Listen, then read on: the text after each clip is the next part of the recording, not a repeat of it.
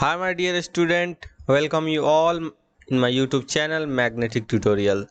तो आज के क्लास में हम लोग पढ़ने वाले हैं क्लास 10th के NCERT चैप्टर, जो कि हम लोग 3 पार्ट पढ़ चुके हैं इसके पहले। ये चौथा पार्ट होगा जिसमें हम लोग रिस्पायरेशन के बारे में पढ़ेंगे। हो सके पूरा रिस्पायरेशन कवर भी ना हो, या मैं हाफ पार्ट में करके 2 पार्ट में इसको भी रिस्पायरेशन को पढ़ाऊँगा। अभी तक 3 पार्ट में सिर्फ न्यूट्रिशन पढ़ा हम लोगों ने, अब हम लोग रिस्पायरेशन स्टार्ट करेंगे। बट पिछले क्लास में मैंने बोला था कि क्वेश्चन आंसर जो यहाँ पे आपको आपके सामने स्क्रीन पे दिख रहे हैं, ये क्वेश्चन आंसर आप लोग डिस्कस करके कमेंट सेक्शन में बताएंगे कि आपका आंसर क्या आया है, या फिर शॉर्टली आप डिस्कस कर सकते हैं। तो मुझे ऐसा कुछ रिस्पांस नहीं मिला, इसीलिए मैं सोच रहा हूँ खुद से ही आपके सामने यहाँ डिस्कस कर दूँ, थोड़ा बहुत इसके बारे में भी बता दूँ। तो यहाँ क्वेश्चन आप देख सकते हैं, लिखा हुआ है what are difference between autotrophic nutrition, autotrophic और हेटरोट्रॉफिक न्यूट्रिशन के बीच में यहाँ पे डिफरेंस पूछे जा रहे हैं। आप सभी को पता है कि डिफरेंस बहुत ही यहाँ पे हम लोग आसान भाषा में पहले भी हम लोग कवर कर चुके हैं ऑटोट्रॉफिक और हेटरोट्रॉफिक को। तो मैं यहाँ पे लिख देता हूँ आपके लिए ऑटोट्रॉफिक, और इस साइड बोलूँ तो हेटेरोट्रॉफिक। 2 पॉइंट यहाँ पे आपके सामने यहाँ पे दिख रहे हैं, आप देख सकते हैं यहाँ पे। तो ऑटोट्रॉपिक के बारे में आपको पता है, ऑटो का मतलब क्या होता है स्टूडेंट? ऑटो का मतलब होता है सेल्फ। आप सभी को पता है क्या होता है? सेल्फ होता है। और ट्रॉपिक का मतलब होता है नॉरिशमेंट। इसके पहले भी मैंने बताया है, टॉपिक का मतलब होता है नॉरिशमेंट, ठीक है। तो ऐसे ही ऑटोट्रॉपिक नॉरिशमेंट, जो ऑटोट्रॉपिक जो मोड ऑफ न्यूट्रिशन जो हम लोग पढ़ रहे हैं ऑटोट्रॉपिक के बारे में, सेल्फ नॉरिशमेंट जो खुद के द्वारा खुद का फूड बनाना, खुद का प्रिपेयर करना फूड को, इसी को बोलते हैं ऑटोट्रॉपिक मोड ऑफ न्यूट्रिशन। इस मोड ऑफ न्यूट्रिशन में जो ऑर्गेनिज्म आते हैं वो हैं ग्रीन प्लांट्स। ग्रीन प्लांट्स के द्वारा होता है। कुछ प्रोटिस्टा हैं, आप सभी को पता है, कुछ प्रोटिस्टा भी होता है, प्रोटिस्ट बोल सकते हैं। कुछ आप लोग बोल सकते हैं बैक्टीरिया है। आप लोग देखे हैं कि ऑटोट्रॉपिक मोड ऑफ न्यूट्रिशन के अंदर में 2 पार्ट हम लोगों ने पढ़ा था, एक था केमो ऑटोट्रॉप, एक था फोटो ऑटोट्रॉप। दोनों को हम लोगों ने डिफाइन करके पहले ही लेक्चर वाले पोर्शन में भी पढ़ा, और फिर साथ साथ हम लोगों ने एनसीईआरटी के साथ भी हम लोगों ने लाइन बाय लाइन एक्सप्लेन करके पढ़ा था।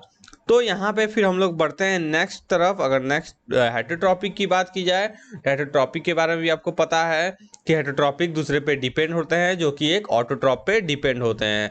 तो autotroph as a you can say autotroph is also a producer. Autotroph produce करता है किसके लिए?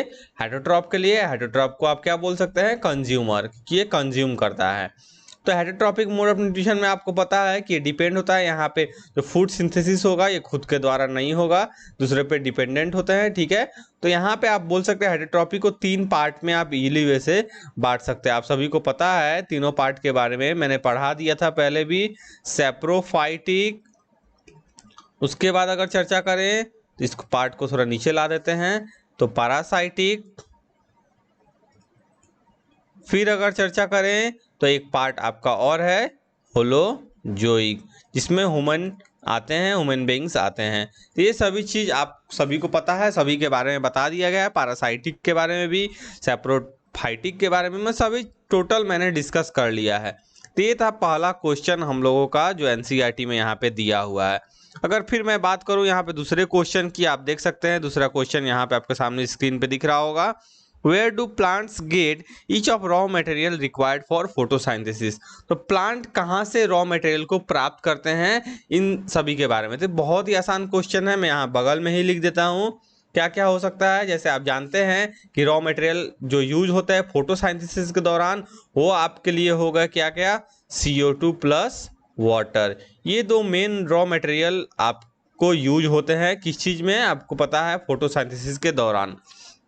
तो बोला जा रहा है कि प्लांट्स ऑब्टेन करते कहाँ हैं? तो plants obtain water from the soil. ये आपको ध्यान में रखना पड़ेगा, थ्रू देयर रूट्स, उनके रूट्स के थ्रू। और वो रूट्स के थ्रू कहाँ जाते हैं? वस्कुलर बंडल के थ्रू पूरे बॉडी में, जो कि बोल सकते हैं जो भी वेसल्स उसमें प्रेजेंट होते हैं, वस्कुलर बंडल प्रेजेंट होते हैं, जो जाइलम फ्लोएम हो गए, वो ट्रांसपोर्ट में हेल्प करते हैं, फूड का भी और इसके साथ साथ वाटर का भी, ठीक है। इसका भी चर्चा हम लोगों ने पहले कर लिया था। और कार्बन डाइऑक्साइड तो एटमॉस्फेयर से मिलता है, जो कि स्टोमाटा के थ्रू प्रेजेंट लीव में जो स्टोमाटा प्रेजेंट होता है उसके थ्रू वहाँ पे एक्सचेंज हो जाता है CO2 का। तो ये भी हम लोगों ने सेकेंड नंबर भी डिस्कस कर लिया।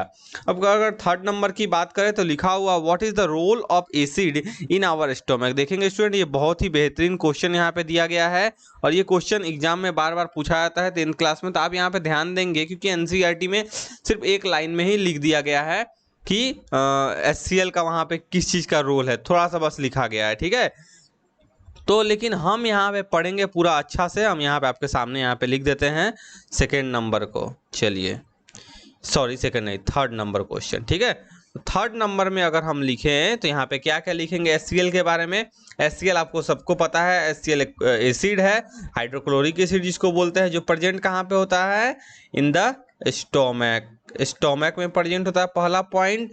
दूसरा, अगर उसकी बात की जाए कि वो उसका रोल क्या है, तो मेन फंक्शन के रूप में आप पॉइंट बाय पॉइंट भी लिख सकते हैं। तो पहला चीज क्या है, वो स्टॉप करता है सैलिवरी एमाइलेज के एक्शन को। तो यहाँ पे मैं डायरेक्ट लिख दूं stop the action of salivary amylase.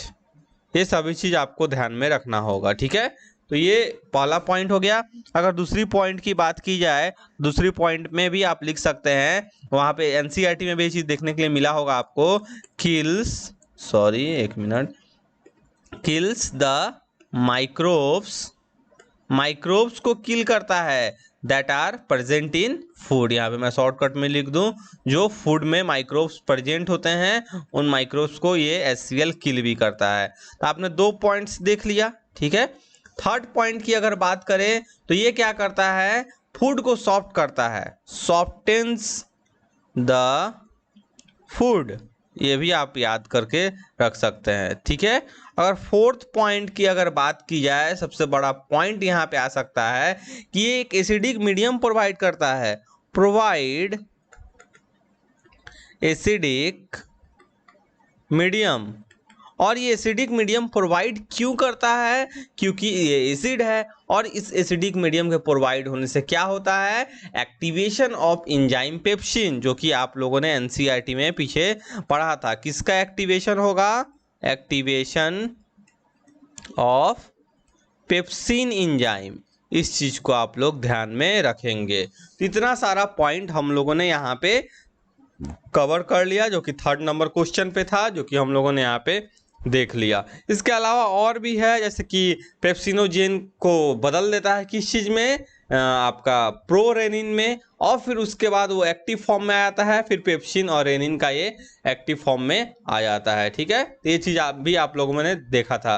तो मैं वहां पे सभी चीज को डिस्कस कर दिया था। अब फिर मैं बढ़ता हूँ यहाँ पे आपके फोर्थ पॉइंट के ऊपर, जो कि यहाँ पे लिखा हुआ है क्या, what is the function of digestive enzyme. Digestive enzyme का मेन फंक्शन क्या है। तो डाइजेस्टिव एंजाइम पहले आप लोग जान लें, इसको बोलते हैं हाइड्रोलाइटिक एंजाइम। क्या बोलते हैं स्टूडेंट, हाइड्रोलाइटिक एंजाइम। इसको याद रखना पड़ेगा। पहला पॉइंट तो यहाँ पे ये आ गया। उसके बाद अगर बात की जाए कि इसका फंक्शन क्या होता है, तो ये किस चीज में हेल्प करता है, डाइजेशन ऑफ कार्बोहाइड्रेट, प्रोटीन और फैट में। In the digestion of carbohydrate, protein और फैट, इस सभी चीज को आप याद रखिएगा, ठीक है। इतना मैंने बता दिया यहाँ पे डाइजेस्टिव एंजाइम का मेन काम क्या है। तो ये सभी चीज को हम लोगों ने देख लिया। ये एक्शन भी करता है डाइजेस्टिव एंजाइम के तहत, प्रोटीन कन्वर्ट कर देता है अमीनो एसिड में, मतलब अपना हाइड्रोलाइटिक नेचर को वहाँ पे शो करता है, ठीक है। तो ये सभी चीज ने हम लोगों ने यहाँ पे देख लिया। फिर अगर आगे बढ़े यहाँ पे नेक्स्ट पॉइंट की तरफ, तो लिखा हुआ है how is the small intestine design to absorb food. तो जो स्मॉल इंटेस्टाइन है वो कैसे उसको बनाया गया, डिजाइन किया गया है कि वो फूड को इजिली एब्जॉर्ब कर पाए। तो यहाँ पे उसका भी हम लोग चर्चा कर देते हैं। तो देखते हैं स्टूडेंट, यहाँ पे लिखते हैं हम, ठीक है। यहाँ पे थोड़ा साइड में लिख देते हैं। तो यहाँ पे अगर हम लोग बात करें, ये हम लोग का हो गया कितना नंबर, 5th नंबर। तो फिफ्थ नंबर की अगर बात की जाए तो फिफ्थ नंबर में आप देख सकते हैं यहाँ पे स्मॉल इंटेस्टाइन के डाइजेशन से बोल रहे हैं, डिजाइन से लिया गया है। तो पहला चीज तो हम लोग को पता है कि लॉन्ग होता है, ट्यूबुलर होता है, मस्कुलर होता है, ये सभी चीज आपको पता है स्मॉल इंटेस्टाइन के बारे में। ठीक है, इतना हम लोगों ने पढ़ा था। फिर अगर नेक्स्ट पॉइंट की बात की, जो बच्चे नहीं पढ़े हैं, जो अभी देख रहे हैं, तो जाए मेरा वीडियो को जरूर देखें। वहाँ पे पूरा जो भी 10th क्लास के वीडियो को अपलोड किया गया, लेक्चर वाला पार्ट हो या फिर एनसीईआरटी वाला पार्ट, मैंने लाइन बाय लाइन एक्सप्लेन करके बताया है और आगे भी ऐसे ही बताता रहूँगा। अभी रिस्पायरेशन टॉपिक स्टार्ट होगा, ये मैं क्वेश्चन डिस्कस कर रहा हूँ। फिर अब बढ़ता हूँ नेक्स्ट पॉइंट की तरफ। तो ये हो गया हम लोग का। इसके बाद अगर बात किया यहाँ पे जो उसका वाल होता अंदर का, इनर वाल अगर हम लिखे यहाँ पे, इनर वाल की अगर बात की जाए तो वो किस चीज का होता है? इपिथेलियल टिश्यू का। यहाँ पे लिखेंगे शॉर्टकट में इपिथेलियम, इसको भी याद रखना पड़ेगा। जिसके पास क्या होता है? विलाई प्रेजेंट्स होता है। विलाई किसको बोलते हैं? प्रोजेक्शन होता है, फिंगर लाइक प्रोजेक्शन। क्या होता है स्टूडेंट? Finger like projection. ये सब चीज को याद रखना पड़ेगा। ठीक है, ये विलाई के चलते क्या होता है? एब्जॉर्प्टिव सरफेस एरिया इंक्रीज कर जाता है, जिसके कारण आसानी से एब्जॉर्प्शन हो सके। आप समझ सकते हैं यहाँ पे एक प्लेन सा ऐसा अगर कोई भी सीट ले ले और एक सीट अगर ऐसा हो, मान लो ये 5 सेंटीमीटर है। ठीक है, यहाँ से यहाँ तक का जो लेंथ होगा 5 सेंटीमीटर है। अगर एक दूसरा ऐसा ही सेम यहाँ से यहाँ ले लेते हैं, इतना ही दूर, ये भी 5 सेंटीमीटर ही है, बट अगर हम इसको क्या करें, बीच से थोड़ा सा ऐसे गायब करके यहाँ पे क्या करेंगे, 1 मिनट, इसको ऐसे कर दे, ऐसे देखो, ऐसे ऊपर की तरफ से, फिर आगे थोड़ा सा बढ़ के फिर ऐसे, ये थोड़ा सा जो ये बढ़ रहा है, ये वाला जो हिस्सा, ये वाला, ये इतना तो एरिया आपका बढ़ रहा है। This area is increasing here, area is increasing. ठीक है, इतना एरिया आपका क्या हो रहा है, यहाँ पे इंक्रीज हो रहा है। तो ये इंक्रीज होने के कारण यहाँ पे सरफेस एरिया बढ़ रहा है, जिसके कारण एब्जॉर्प्शन भी बढ़ेगा। मतलब ये भी 5 सेंटीमीटर है और यहाँ का भी दूरी देखा जाए तो 5 सेंटीमीटर ही है, बट इतना दूर के चलते, इतना दूर को कट करके यहाँ पे इतना बढ़ गया, सोच लो। मतलब विलाई जो ये प्रेजेंट हुआ, ये विलाई, इसके ऊपर भी माइक्रो विलाई ऐसे करके प्रेजेंट होता है, वो और ज्यादा सरफेस एरिया को यहाँ पे बढ़ा दे रहा है एब्जॉर्प्शन के लिए। तो ये बेटर चीज है जो कि स्मॉल इंटेस्टाइन को ऐसे ही करके डिजाइन किया गया है। तो हम लोगों ने बहुत सारा पॉइंट यहाँ पे कवर कर लिया स्टूडेंट। अब हम लोग आएंगे कहाँ पे, हम लोग का मेन टॉपिक जो कि आज के क्लास में हम लोग पढ़ने वाले हैं, जो कि है रिस्पायरेशन। ठीक है, रिस्पायरेशन के बारे में हम लोग चर्चा करेंगे। व्हाट इज रिस्पायरेशन, रिस्पायरेशन में क्या होता है, इसके बारे में सभी चीज को हम लोग यहाँ से देखेंगे। तो गाइज यहाँ पे पहला एक्टिविटी 6.4 दिया हुआ है, इसको हम लोग देखते हैं कि 6.4 एक्टिविटी में क्या है। हालांकि ऐसा जो एक्टिविटी जो यहाँ पे दिया गया है, पहले कुछ डिस्कस हो जाता अगर, तो बाद में एक्टिविटी को हम लोग कवर कर सकते थे यहाँ पे एनसीईआरटी में, लेकिन पहले ही एक्टिविटी को यहाँ पे दे दिया गया है। तो स्टूडेंट यहाँ पे 6.4 एक्टिविटी में पहला पॉइंट लिखा है, take some freshly prepared lime water in a test tube. Lime water का मतलब क्या होता है student? CaOH2, this is lime water, याद रखिएगा इसको। ठीक है, लाइम वाटर इसी को बोलते हैं। फिर अगर आगे बात की जाए, blow air through the lime, क्या करना है? ब्लो कराना है एयर को। यहाँ पे देखो कोई ब्लो करा रहा है, दिख रहा है नीचे की तरफ, एयर को ब्लो कर रहा है। ठीक है, मतलब कि बोलो तो यहाँ पे एक्सहेल कर रहा है। क्या कर रहा है? एक्सहेल, एक्सेलेशन हो रहा है यहाँ पे, ये चीज को आपको ध्यान में रखना पड़ेगा। Then the third point is that note how long it takes for the lime water to turn milky. कितना समय लगता है वाटर को मिल्की होने में? तो मैं बताऊंगा यहाँ पे मिल्की का क्यों बात किया गया, अभी बताता हूँ। क्योंकि आप जो भी ब्लो करेंगे वहाँ पे CO2 निकलेगा मैक्सिमम अमाउंट में, आपको पता है, क्योंकि हम लोग के लंग्स के अल्वियोली में जाके ऑक्सीजन हम लोग जो इनहेल करते हैं और वो सॉरी रिटर्न में CO2 को एक्सहेल करता है। तो CO2 जो आया माउथ से, ये ब्लो करने वाला है। ठीक है, ये ब्लो वाला पार्ट है, यहाँ पे देखो ब्लो वाला। तो इससे जब रिएक्शन होगा तो यहाँ पे स्टूडेंट क्या बनेगा? यहाँ पे मैं लिख दूं आपको CaCO3, इसको बोलते हैं कैल्शियम कार्बोनेट, और इसके साथ बनेगा व्हाइट पीपीटी, जो इसी के कारण, यही व्हाइट पीपीटी के कारण और CaCO3 के कारण यहाँ पे मिल्की लिखा हुआ है। अब समझ में आ गया सबको क्यों लिखा हुआ है। फिर हम लोग बढ़ते हैं नेक्स्ट तरफ, ठीक है। फोर्थ पॉइंट लिखा हुआ है यूज सिरिंज और पिचकारी। देखो यहाँ तक एक अलग सा स्टेप बन गया, यहाँ से फिर अलग हो रहा है। पिचकारी मतलब ये सिंपल आपको दिख रहा होगा, ऐसा पिचकारी टाइप का आप लोग होली में खेले होंगे, या फिर सिरिंज वगैरह भी आप लोग ले सकते हैं, सिरिंज जो इंजेक्शन में काम आता है, ठीक है। To pass air through the, यहाँ से एयर पास कराएंगे तो यहाँ से तो CO2 नहीं निकलेगा, क्योंकि इसके अंदर अल्वियोली तो है नहीं सिरिंज के अंदर, ये तो इंसान नहीं है, एक सिरिंज है, नॉर्मल सा चीज है, ठीक है। तो यहाँ पे क्या होगा, सेम वही फ्रेश लाइम वाटर है, वही सब कुछ है, तो CO2 यहाँ पे तो आएगा नहीं, यहाँ नहीं आएगा, लेकिन यहाँ आएगा, जिसके कारण जो B नंबर जो यहाँ पे बता रहा है क्या होगा, व्हाइट पीपीटी CaCO3 दिखाएगा, और यहाँ पे जो लाइम का जो कलर होगा वो आपको मिल्की टाइप का यहाँ पे हो जाएगा पूरा बाद में चल के। तो ये दिखा रहा है CO2 के प्रेजेंस को, CO2 के मात्रा को, ठीक है। How long it take for this lime water to milky. देखो ये मतलब वही चीज यहाँ पे हम बोले थे ना, ये फर्स्ट पार्ट है और ये सेकेंड पार्ट यहाँ पे किया गया है। तो हम लोगों ने ये भी देख लिया, what does this tell us about the amount of carbon dioxide in the air that we breathe out। तो बोला जा रहा है यहाँ पे what does this tell, ये क्या बताता है आपको, क्या बोलता है, that the amount of carbon dioxide in the air that we breathe out, जो हम लोग ब्रेथ आउट करते हैं अमाउंट ऑफ एयर को, कार्बन डाइऑक्साइड की मात्रा में जो कि एयर में आ जाता है, उसके बारे में यहाँ पे बोला जा रहा है कि क्या बता रहा है। तो आप देख सकते हैं जो हम लोग एक्सेल की यहाँ पे ज़्यादा CO2 की मात्रा में है और ऊपर वाला में कम मात्रा में है। तो ये हम लोगों ने यहाँ पे देख लिया, ठीक है। तो अब हम लोग बढ़ते हैं नेक्स्ट पॉइंट की तरफ, देखते हैं कि नेक्स्ट पॉइंट में क्या होता है। चलिए, तो नेक्स्ट पॉइंट आपका 6.5 एक्टिविटी यहाँ पे आपको दिख रहा होगा, ठीक है।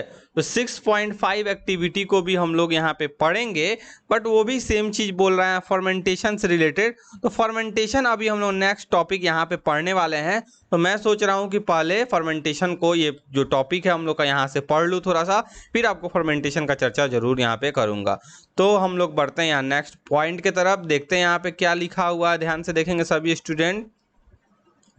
तो लिखा हुआ है we have discussed nutrition in organism in the last section. Last section में न्यूट्रिशन के बारे में हम लोगों ने पढ़ लिया, सही बात है। The food material taken in during the process of nutrition is used in the cell, वो यूज किया था सेल में, to provide energy for various life process. जो न्यूट्रिशन जो प्रोसेस हो रहा था उसमें यहाँ पे बोला जा रहा है कि जो एनर्जी यहाँ पे जो आ रहा था न्यूट्रिशन के प्रोसेस के थ्रू, ठीक है, न्यूट्रिशन हो जाने के बाद वो एनर्जी अलग अलग लाइफ प्रोसेस में, यहाँ पे लिखा हुआ है लाइफ प्रोसेस, अलग अलग लाइफ प्रोसेस में उस एनर्जी को यूज किया जाता है। ये चीज इतना समझ में आपको आ गया। फिर अगर नेक्स्ट पॉइंट की तरफ यहाँ पे बढ़े तो फिर क्या लिखा हुआ है स्टूडेंट, लिखा हुआ है diverse organism do this in different way. अलग अलग ऑर्गेनिज्म अलग अलग तरीके से इसको यूज करता है। जैसे some use oxygen to break down glucose completely into carbon dioxide and water. कुछ ऑर्गेनिज्म क्या करते हैं, ऑक्सीजन को यूज करके ग्लूकोज का ब्रेक डाउन, अगर लिखे ऐसे ग्लूकोज प्लस ऑक्सीजन का ब्रेकडाउन होता है किस चीज में स्टूडेंट, CO2 प्लस वाटर में। इस चीज को ध्यान में रखिएगा, जो कि एक एनर्जी का सहारा लेके यहाँ पे होगा।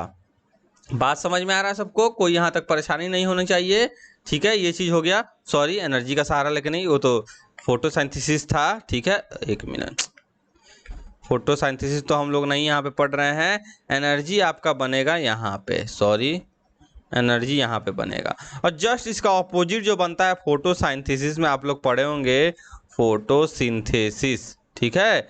और ये था रिस्पायरेशन प्रोसेस जो मैं अभी बताऊंगा आपको। तो यहाँ पे एनर्जी यहाँ निकला, और यहाँ क्या होता है फोटोसिंथेसिस में एनर्जी यहाँ यूज होता है इस पॉइंट पे, क्योंकि आपको पता है सनलाइट का एनर्जी यहाँ पे सोलर एनर्जी के रूप में यूज होता है। तो ये चीज हम लोगों ने देख लिया, ठीक है। फिर अगर नेक्स्ट पॉइंट की तरफ बढ़ते हैं तो यहाँ पे आप देख सकते हैं लिखा हुआ है some use the other pathways that do not involve oxygen. कुछ पाथवे में क्या होता है, ऑक्सीजन इन्वॉल्व नहीं होता है। मतलब एक यहाँ पे हम लोगों ने देखा कि ऑक्सीजन यूज होता है, एक में देखा कि ऑक्सीजन यूज नहीं होता है। ये 2 पॉइंट हम लोगों ने यहाँ पे पढ़ा, ठीक है। फिर अगर आगे बात की जाए, in all cases the first step is the breakdown of glucose. पहला केस क्या होगा, ग्लूकोज का ही ब्रेकडाउन होगा फर्स्ट स्टेप सभी में। ये 6 कार्बन मॉलिक्यूल्स जो कि ग्लूकोज को यहाँ पे बोला जा रहा है, क्या है फॉर्मूला ग्लूकोज का, C6H12O6, ये है ग्लूकोज का फॉर्मूला। फिर अगर हम लोग स्टूडेंट आगे बढ़े यहाँ से, into 3 carbon molecules called pyruvate, फिर ये क्या होता है, 6 कार्बन वाला पाइरूवेट में बदल जाता है। यहाँ पे मैं लिख दूं, और डिफरेंस क्या है दोनों में, ये 6 कार्बन का है और ये आपका 3 कार्बन का पाइरूवेट यहाँ पे बन जाता है। तो ये सभी चीज को आप लोग ध्यान में रखेंगे, ठीक है। यहाँ तक कोई परेशानी नहीं होनी चाहिए, यहाँ तक सबको समझ में आ गया होगा। जो 3 कार्बन पाइरूवेट है उसको हम लोग C3H4O3 भी बोल सकते हैं। तो ये चीज हम लोगों ने यहाँ पे देख लिया, ठीक है। फिर अब हम लोग बढ़ते हैं आगे नेक्स्ट पॉइंट की तरफ, देखते हैं नेक्स्ट पॉइंट में फिर क्या है। फिर लिखा हुआ है this process take place in the cytoplasm. ये प्रोसेस कहाँ होता है, साइटोप्लाज्म में होता है। Further the pyruvate may be converted into ethanol. फिर उसके बाद इथेनॉल जो कि किस चीज को बोलते हैं, C2H5OH को, ये चीज को भी ध्यान में रखिएगा। एंड कार्बन डाइऑक्साइड इसके साथ साथ प्लस CO2 निकलेगा। इतना समझ में आ गया सबको। आगे अगर देखें, this process take place in yeast during ferment. देखो फर्मेंटेशन का बात आ गया कि नहीं, फर्मेंटेशन का मतलब यही यहाँ पे हुआ कि साइटोप्लाज्म में ईस्ट में जो प्रोसेस होता है यहाँ पे, वो इथेनॉल में चेंज हो जाए और कार्बन डाइऑक्साइड, मतलब जो ग्लूकोज इथेनॉल और कार्बन डाइऑक्साइड में चेंज हो जाए, इसी प्रोसेस को फर्मेंटेशन यहाँ पे हम लोग बोलते हैं। मतलब समझ में आ गया ना, ग्लूकोज पाइरूवेट में, पाइरूवेट फिर किस में बदल गया यहाँ पे, इथेनॉल और कार्बन डाइऑक्साइड में। आगे लिखा हुआ है since the process take place in the absence of air. Absence of air में जो प्रोसेस यहाँ पे बताया जा रहा है जो होता है, it is called anaerobic respiration. और इसका मतलब यहाँ पे हम लोग एनारोबिक रिस्पायरेशन में क्या पढ़े कि एब्सेंस ऑफ एयर यानी कि ऑक्सीजन, इसको बोलेंगे एनारोबिक। क्या बोलेंगे स्टूडेंट, एनारोबिक। एक मिनट, एनारोबिक रिस्पायरेशन, ये हम लोगों ने यहाँ पे देख लिया।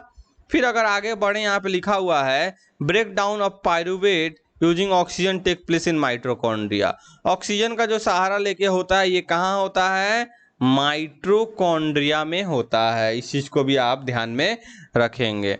आगे देखें, अगर this process breaks of the 3 carbon pyruvate molecules to give 3 molecules of carbon dioxide. फिर नेक्स्ट प्रोसेस यहाँ पे क्या लिखा हुआ है, नीचे एनसीईआरटी में भी आप लोग को देखने के लिए मिलेगा। ये देखिए, एक एब्सेंस ऑफ ऑक्सीजन वाला हो गया, एक हो गया लैक ऑफ ऑक्सीजन जो अभी हम लोग नहीं पढ़े, एक प्रेजेंस ऑफ ऑक्सीजन जो कि माइटोकॉन्ड्रिया।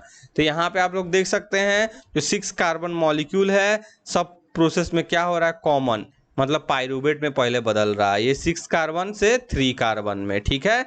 और ये कहाँ होता है, साइटोप्लाज्म के अंदर।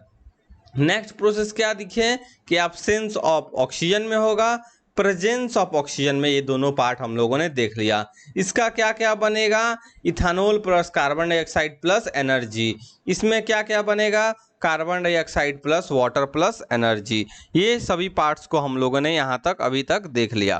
थर्ड पार्ट यहाँ पे हम लोग पढ़ेंगे, अभी लिखा हुआ है the other part product is water. इसके साथ साथ यहाँ वाटर भी बनता है, देख सकते हैं यहाँ पे, ठीक है। Since this process take place in the presence of oxygen, presence of oxygen का मतलब ये हो गया एरोबिक रिस्पायरेशन। तो हम लोगों ने अभी यहाँ पे क्या पढ़ा था, ऑक्सीजन एब्सेंट हो, देखो एब्सेंट का यहाँ पे साइन है, ये प्रेजेंस का, तो ये हो जाएगा आपका एरोबिक रिस्पायरेशन। यहाँ पे लिख दूं मैं एरोबिक रिस्पायरेशन, वो हो जाएगा आपका एनारोबिक जो कि एब्सेंस ऑफ ऑक्सीजन में, ठीक है। The release of energy in the aerobic process is a lot greater than the anaerobic process। anaerobic से ज़्यादा aerobic process में एनर्जी रिलीज होता है। किसमें, एरोबिक में, याद रखना है, ठीक है। दोनों में एनर्जी होता है, लेकिन एरोबिक में ज़्यादा एनर्जी रिलीज होता है। ये सब क्वेश्चन किए जाते हैं। आगे बढ़ते हैं, लिखा हुआ है sometimes when there is a lack of oxygen. अब देखो लैक वाला का बात यहाँ पे सेकेंड नंबर जो बीच में यहाँ पे दिया है, ऐसे थर्ड नंबर पे एनसीईआरटी में बताया गया है। तो लैक ऑफ ऑक्सीजन होता है इन आवर मसल सेल, जब हम लोग दौड़ते हैं, एक्सरसाइज करते हैं तो हाँफने लगते हैं कि नहीं, तो वो टाइम क्या होता है, ऑक्सीजन का कमी आता है। Another pathway for break down pyruvate is taken. यहाँ पे क्या होता है, यहाँ भी वैसे ही ग्लूकोज यूज होगा पायरुवेट में, और पायरुवेट के बाद ऑक्सीजन का कमी आएगा, जिसके कारण ये किस चीज में बदलेगा, लैक्टिक एसिड में बदल जाएगा, लैक्टिक एसिड में। इस चीज को आप लोग ध्यान में रखिएगा हरदम। तो ये 3 पार्ट में हम लोगों ने यहाँ पे पढ़ लिया कि प्रेजेंट होगा, एब्सेंट होगा और एक कमी होगा। तो यहाँ क्या होता है, here the pyruvate is converted into lactic acid which is also a 3 carbon molecules. मतलब 3 से आ गया किसमें, 3 में ही फिर से। इतना समझ में आ रहा है। This build of lactic acid in our muscle during sudden activity causes cramps. क्या होता है, आप देखते हैं जब दौड़ते हैं या फिर एक्सरसाइज करते हैं तो क्रैम्प्स वगैरह का फीलिंग आता है, मतलब मसल्स में पेन होना, इसको बोलते हैं क्रैम्प्स। ये सभी चीज़ का यहाँ पे बताया गया है। ये था breakdown of glucose by various process. 3 process के द्वारा हम लोगों ने यहाँ पे देख लिया। तो आप सबको समझ में आ गया, ये चीज़ को पूरा हम लोगों ने यहाँ पे क्लियर कर लिया। अब हम लोग क्या करते हैं, फिर नेक्स्ट टॉपिक की तरफ बढ़ेंगे। बट आज का लेक्चर इतना ही हम लोग रखते हैं, फिर मिलते हैं नेक्स्ट क्लास में। ठीक है स्टूडेंट, तो यहीं पे आज को ख़त्म करते हैं। आप लोग चैनल को सब्सक्राइब कीजिए और बेल आइकन को भी प्रेस कर दीजिए ताकि आपको लेटेस्ट अपडेट मिलता रहे। और ऐसे ही क्लास 9th और 10th के वीडियो का लाभ उठाने के लिए इस चैनल को ज़रूर सब्सक्राइब कीजिए। तो आज का पार्ट इतना ही रखते हैं, पार्ट 4 को। फिर हम लोग मिलेंगे पार्ट 5 में। आप देख सकते हैं पूरा एक बार आप रिकैप कर सकते हैं। आज का पार्ट बहुत छोटा था, लेकिन हम लोग मेन आज डिस्कस किए ये जो हम लोग का पोर्शन था क्वेश्चन आंसर का, इस चीज़ को हम लोगों ने अच्छे से डिस्कस कर लिया। ठीक है, तो फिर मिलते हैं नेक्स्ट क्लास में। Thank you student.